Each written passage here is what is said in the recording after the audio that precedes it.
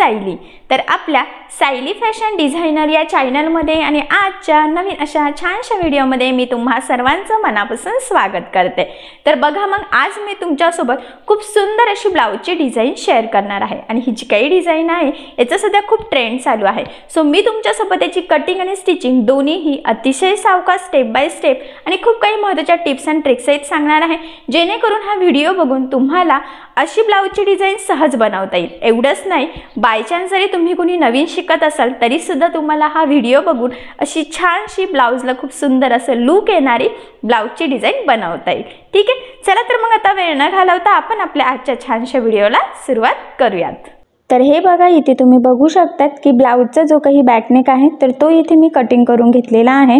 तर अस्तर आणि ब्लाउजचा बॅकनेक असं दोन्हींची कटिंग केलेली आहे आणि यावर आता आपण खूप सुंदर अशी न्यू स्टाईलची ब्लाउजची डिझाइन बनवणार आहोत आणि ती सुद्धा बोटनेक ब्लाउजवर। तर बघा, सगळ्यात आधी मी तुम्हाला आता ह्या ब्लाउजचं मेजरमेंट सांगते, म्हणजे मग तुम्हाला सुद्धा तुमच्या मापानुसार ह्या डिझाइनसाठी कटिंग कशी करायची हे सहज लक्षात येईल। तर बघा, इथे ब्लाउजची उंची आहे 12.5, 1 इंच मार्जिन, असं टोटल आपण 13.5 इंचला इथे मार्किंग करून घेतलेली आहे।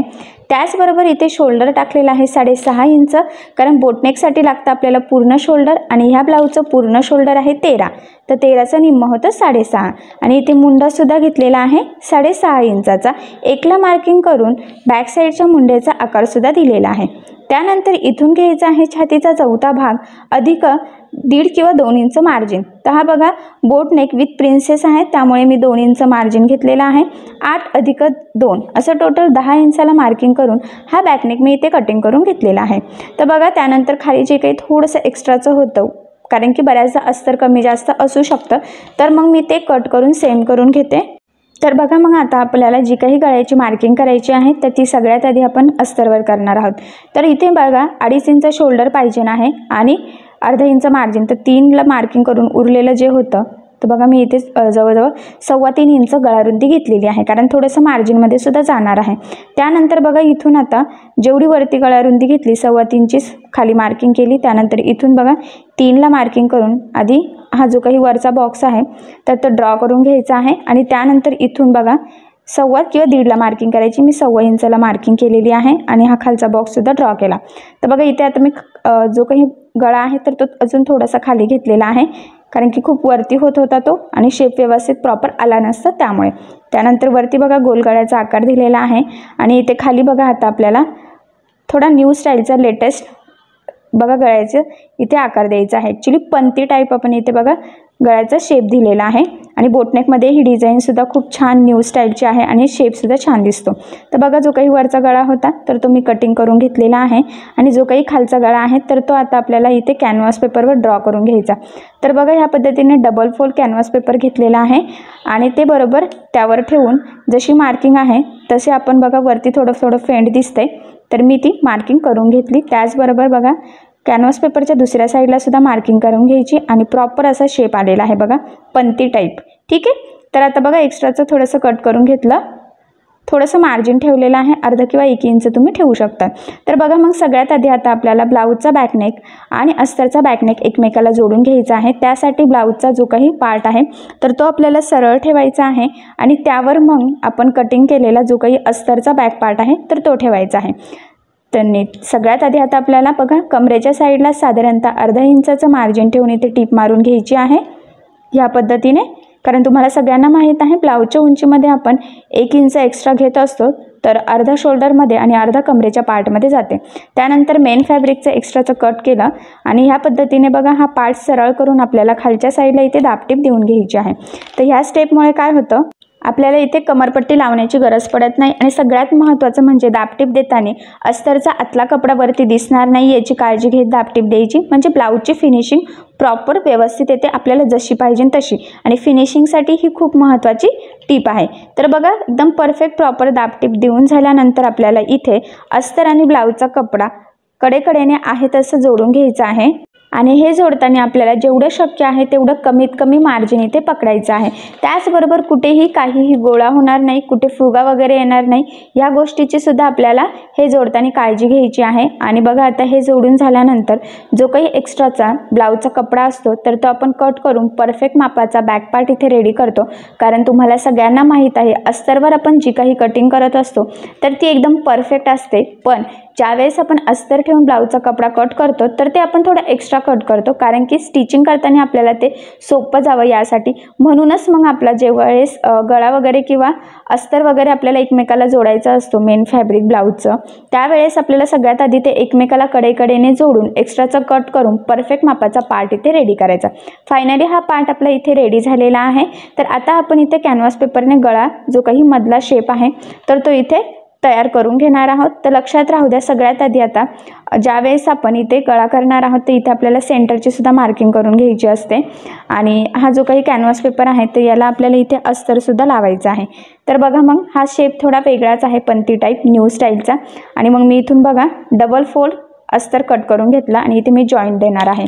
तर साधारणतः पाव इंचचं मार्जिन ठेवून टीप मारली, त्यानंतर हे सरळ करून इथे दाबटीप सुद्धा देऊन घ्यायची आहे।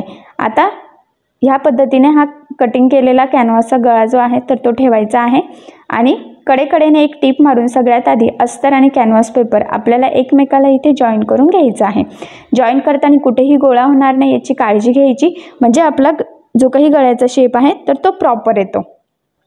त्यानंतर बघा फोल्डिंग पुरतं थोडंसं ठेवायचं आहे आणि बाकीचं एक्स्ट्राचा कॅनव्हास पेपर जो आहे तर तो इथे कटिंग करून घ्यायचा आहे। इथे छोटे छोटे कट्स मारायचे, म्हणजे मग आपल्याला ते फोल्ड करताना इझी जावं यासाठी। हे बघा, आणि यानंतर बघा ह्या पद्धतीने फोल्ड करत करत आता आपल्याला इथे टीप मारून घ्यायची आहे। तर इथे तुमच्या लक्षात येईल की कॅनव्हास पेपर एकदम परफेक्ट असा आपला जो काही अस्तर आहे त्यामध्ये फोल्ड झालेला आहे। आणि असं पण ज्यावेळेस आपण ब्लाऊज वगैरे धुतो तर त्यावेळेस ते नंतर व्यवस्थित चिपकून जातं, त्यामुळे ते खराब होण्याचे चान्सेस सुद्धा राहत नाही। फक्त जो काही शेप आहे तसं प्रॉपर कडेकडेने आपल्याला थोडंसं काळजीपूर्वक इथे टीप मारून घ्यायची असते।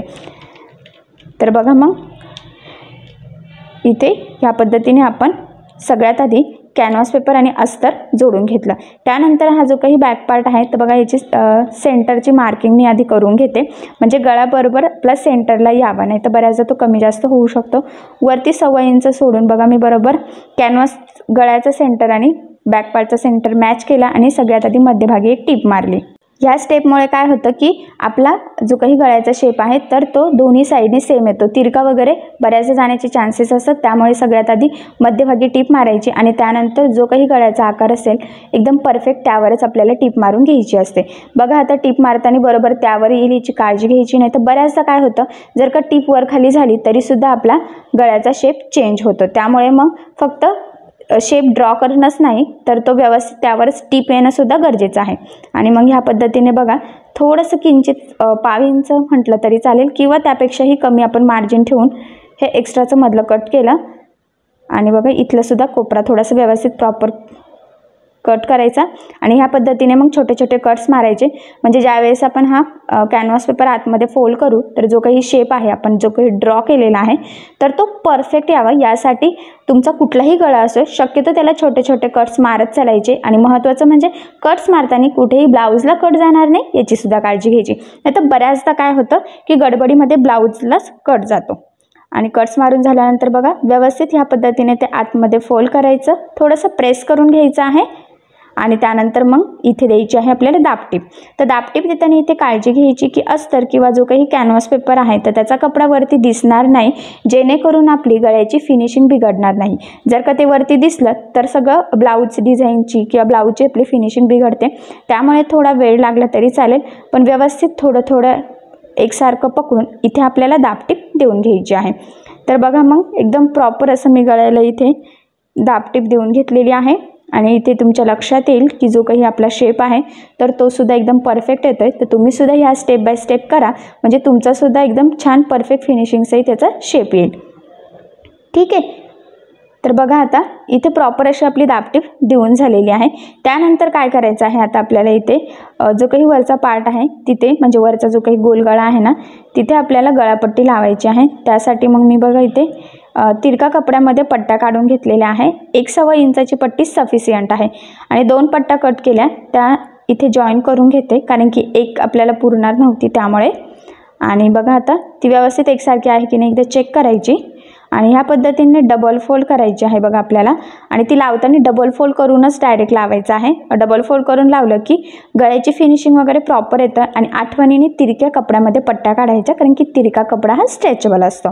आणि साधारणतः 1/2 इंचाचं मार्जिन ठेवून बघा ह्या पद्धतीने मग आपल्याला ती गळापट्टी इथे लावून घ्यायची आहे. हे बघा, ठीक आहे, बरोबर त्या पॉईंटपासून ह्या पॉईंटपर्यंत. आणि जी काही एक्स्ट्राची पट्टी आहे तर ती इथे आपण कट करूयात. आणि इथे गळ्याला सुद्धा छोटे छोटे कट्स मारायचे, म्हणजे हे व्यवस्थित प्रॉपर आतमध्ये फोल्ड होईल. ठीक आहे, या पद्धतीने फोल्ड करून आता इथे सुद्धा आपल्याला दाबटीप देऊन घ्यायची आहे.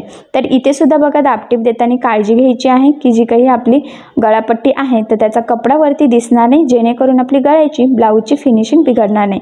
फिनिशिंगसाठी ही खूप महत्त्वाची टिप आहे, तर ही नक्की लक्षात ठेवा आणि तुम्ही फॉलोसुद्धा करा. तर बघा इथे छान परफेक्ट फिनिशिंगसहित आपण इथे दाबटीप देऊन घेतलेली आहे. त्यानंतर सगळ्यात महत्त्वाचं म्हणजे आता इथे बॅक साईडला आपल्याला टक्स टाकायचे आहेत. तर शेप बघा जो काही आहे आपला तर तो खूप ब्रॉड आहे, त्यामुळे सेंटरपासून मी 5ला मार्किंग केलेली आहे. आणि उभा जो टक्स आहे तर त्याला बघा मी इथे 4ची मार्किंग केलेली आहे. ठीक आहे, आणि मग ह्या पद्धतीने बघा त्यावर बरोबर फोल्ड करून इथे आपल्याला तिरका टक्स टाकून घ्यायचा, खाली व्यवस्थित लॉक करायचा आहे आणि इथे डबल टिपसुद्धा देऊन घ्यायची आहे. सेम त्याच पद्धतीने आता आपण दुसऱ्या साईडचा टक्ससुद्धा इथे टाकून घेऊयात. आणि तिथे सुद्धा आपल्याला बघा बरोबर ह्या पद्धतीने तिरका टक्स टाकून घ्यायचा, डबल टिप द्यायची, खाली व्यवस्थित लॉकसुद्धा करायचं. तर फायनली आता बघा छान परफेक्ट फिनिशिंगसहित दोन्ही साईडला आपण इथे बॅक साईडला टक्स टाकून घेतलेले आहे. इथे बघितल्यावर तुमच्या लक्षात येईल. त्यानंतर आता आपल्याला इथे लावायची आहे लेस. तर इथे बघा मी डिझायनर गोल्डन कलरची लेस घेते आणि ज्या कलरची तुम्ही लेस लावणार त्याच कलरचा दोरा शक्यतो यूज करायचा, म्हणजे फिनिशिंग वगैरे छान येते ब्लाऊजची. नाही तर बऱ्याचदा जर का दोऱ्याचा कलर चेंज असेल तर मग ते पूर्ण जी काही लेस आहे त्यावर दिसतं आणि मग लूक बिघडतं. सो तसं होऊ नये त्यासाठी शक्यतो मॅचिंग दोरा यूज करायचा. आणि बघा मी इथे त्रिकोणची गोल्डनमध्ये न्यू स्टाईलची जी काही लेस आहे तर ती घेतलेली आहे आणि बरोबर जसा शेप आहे तसं कडेकडेने लावायचं. अजून महत्त्वाचं म्हणजे बऱ्याचदा काय होतं, आपण कॅनव्हास पेपरचा गळा व्यवस्थित कट करतो, तो लावतो सुद्धा व्यवस्थित, पण जर का आपण जी काही लेस आहे तर ती सुद्धा जर प्रॉपर लावली नाही तरीसुद्धा आपला जे काही ब्लाऊजचं लूक आहे किंवा जो काही शेप आहे तर तो चेंज होण्याचे चान्सेस असतात. त्यामुळे लेस लावताना सुद्धा परफेक्ट एकसारखं येईल याची काळजी घ्यायची. तर तुम्ही इथे बघू शकतात मी एकदम किंचित, एक लाईन पण नाही म्हणता येणार, पण थोडीशी बघा ब्लाऊजची बॉर्डर इथे सोडलेली आहे, म्हणजे थोडं व्यवस्थित छान लूक येईल आणि आपल्याला पण लेस लावताना जरा अंदाज येतो. आता बऱ्याचदा ते सटकण्याचे चान्सेस असतात. आणि बघा आता ही लेस ब्रॉड आहे तर इथे मी डबल टिप देऊन घेते. मी पुन्हा सांगेन तुमची कुठलीही लेस असो जाड किंवा बारीक, शक्यतो तिथे डबल टिप देत चालायची, म्हणजे ती लेस तरंगत पण नाही, प्रॉपर फिनिशिंग पण येते आणि लवकर खराब होण्याचे चान्सेससुद्धा राहत नाही. तर बघा एकदम छान परफेक्ट फिनिशिंग सहित एकसारखी आपण इथे जो काही मधला गळ्याचा आकार होता तिथे लेस लावून घेतलेली आहे. त्यानंतर आता सिंपल अशी गोल्डन प्लेन लेस मी आता वरच्या गळ्याला लावून घेणार आहे. तुम्ही तुमच्या आवडीनुसार कुठलीही लेस लावू शकतात. जी मध्ये लावलेली आहे ती वरती सुद्धा लावू शकतात, पण मी काही इथे लावत नाही आहे, सेम मी थोडीशी चेंज केलेली आहे.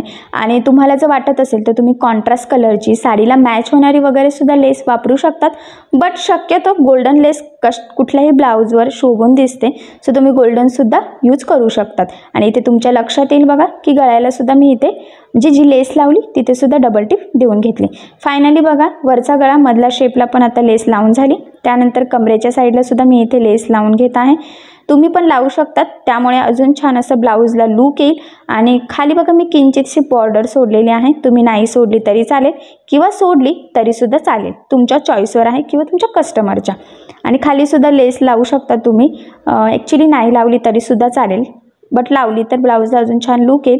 सो असं तुम्हीसुद्धा नक्की ट्राय करू शकतात. तर बघा तिथे सुद्धा मी डबल टिप दिलेली आहे. ठीक आहे, त्यानंतर आता बघा हा जो काही मधला शेप आहे तर तिथे आपण एक लटकन लावून घेऊयात. तर तुम्ही फॅब्रिकपासून बनवू शकतात किंवा रेडीमेड लावू शकतात. तर मी सिंपल असं सिल्क थ्रेडचं जे काही लटकन असतं तर ते इथे लावून घेतलेलं आहे, कारण सध्या सिल्क थ्रेडचं लटकनचं खूप ट्रेंड चालू आहे आणि त्यामुळे सुद्धा ब्लाऊजला छान असं लूक येतं. सो तुम्हीसुद्धा नक्की असं ट्राय करू शकतात. तर बघा मग इथे तुम्ही बघू शकतात की फायनली आपल्या न्यू स्टाईल बोटनेकमध्ये पंती टाईपमध्ये ही छान अशी ब्लाऊजची डिझाईन पूर्ण स्टिच करून झालेली आहे आणि तुम्ही बघू शकता खूप सुंदर असं फिनिशिंग सहित ही डिझाईन रेडी झालेली आहे।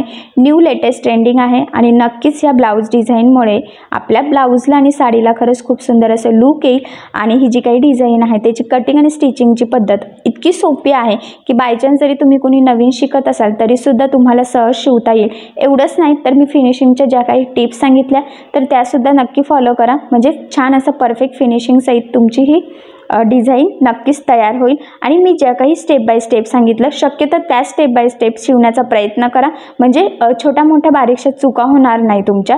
ठीक आहे, तर नक्की ट्राय करून बघा, तुमच्या साडीला सुद्धा खूप सुंदर असं नक्कीच लुक येईल। तर तुम्हाला आपला आजचा व्हिडिओ कसा वाटला हे मला कमेंट करून नक्की कळवा। त्याचबरोबर आपली डिझाईन आवडली असेल तर व्हिडिओला लाईक करायला विसरू नका आणि असेच नवनवीन छानसे व्हिडिओ बघण्यासाठी आपल्या सायली फॅशन डिझायनर या चॅनलला लाईक करा, शेअर करा आणि सबस्क्राईब करायला विसरू नका। आणि ज्यावेळेस तुम्ही सबस्क्राईब कराल त्यावेळेस त्यासमोरील बेल आयकॉन ही नक्की प्रेस करा, त्यामुळे काय होईल जेव्हा मी नवीन व्हिडिओज टाकेल त्याचं नोटिफिकेशन तुम्हाला तुमच्या मोबाईलवर येईल। Okay, thank you.